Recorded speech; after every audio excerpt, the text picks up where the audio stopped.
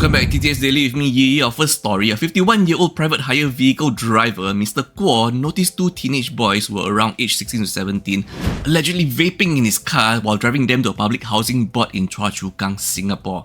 This happened on May 18, 2025 around 9 AM during a Grab Premium ride.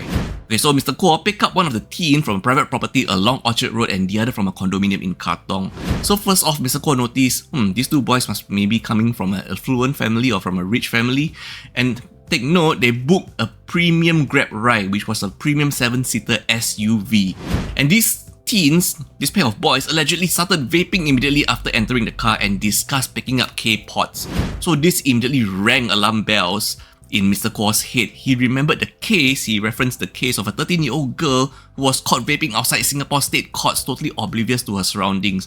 And he also knows that K-pods contain etomidate, which is an anesthetic agent that should only be administered under medical supervision, okay? And Mr. Kuala observed the teens becoming more and more muddle-headed and started mumbling in his car, raising his concern over their behaviour.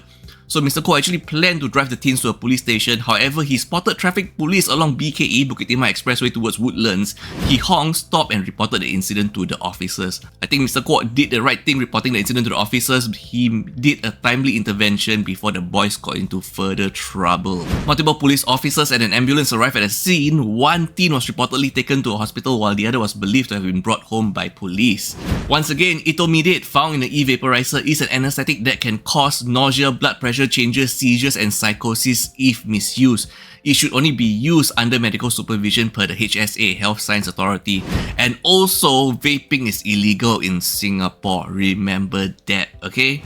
The next day, Mr. Kuala actually found an e-vaporizer component in his car. He expressed concern about rising youth vaping incidents and urged stricter enforcements to prevent such cases. So I grew up in a time where, growing up, I was taught about the harms of smoking and secondhand smoke. And my question is, what about the secondhand smoke or secondhand fumes from said e-vaporizers, especially so if these vaporizers actually contains etomidate? Because we have seen cases or stories of people getting caught vaping or smoking in enclosed areas such as in buses, in planes, and now in private hire vehicles.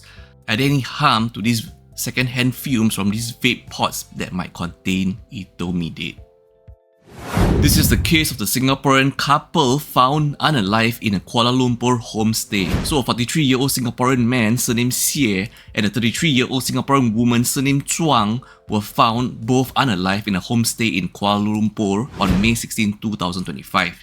Their decomposing bodies were discovered on a bed with burnt charcoal and suspected illegal substances found in the room. Police chief have now ruled the deaths as For background, Xie and Zhuang were a married couple, wedded in May 2024, and they operated a business in Malaysia. And it is now found that there are criminal allegations against Xie. Xie was wanted by Malaysian police for multiple alleged offences, including exploiting individuals for explicit activities, selling obscene materials, dishonestly or fraudulently assisting in the release of demands or claims, and physical explicit assault on a child. Xie had previously failed to appear in court on May 14, 2025 for charges related to the child assault case. And now, thanks to China Press Malaysia's phone interview with Sedang District Police Chief, it has been confirmed that both Xie and Zhuang were present during the assault with the girl in the same apartment during the time of their arrest. They did not confirm if the incident involved group explicit activity, but noted there were only 3 individuals in the unit, the couple and the girl. Trigger warning for the next story. So on May 15, 2025, a Thai father allegedly kicked a 6-year-old boy in the head at a kindergarten in Trang, Thailand. The attack was reportedly motivated by the victim, the boy, playing roughly with the attacker's child and caused the attacker's child to have a minor injury, a scratch. A video of the assault was shared on X by a user on May 17, 2025, showing the father kicking the boy while he stood with his mother.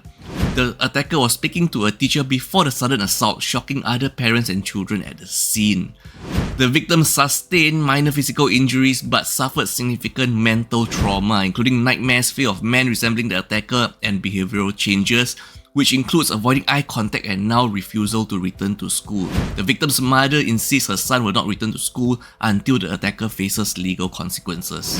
Netizens have mostly condemned the violence, even sparking debates about parental involvement in children's disputes and whether there was a need for such senseless violence, okay?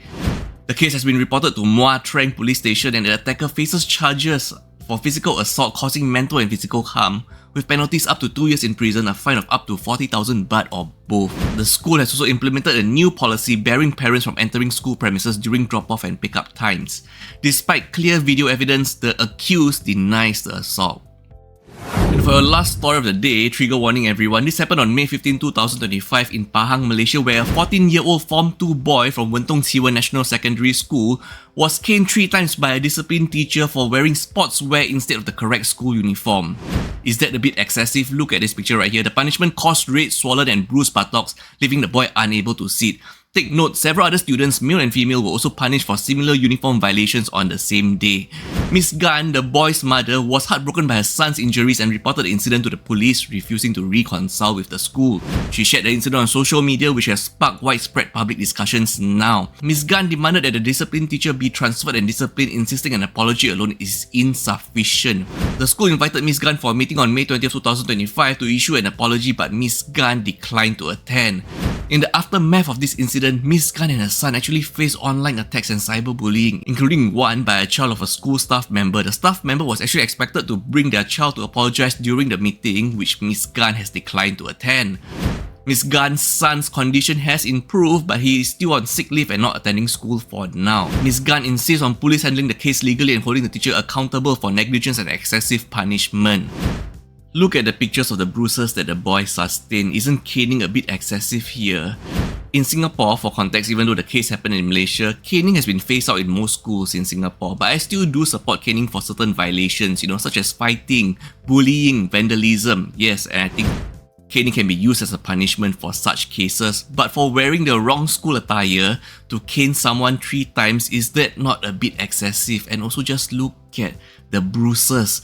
Doesn't the color of the bruise already show that maybe excessive force has been applied here? What do you think?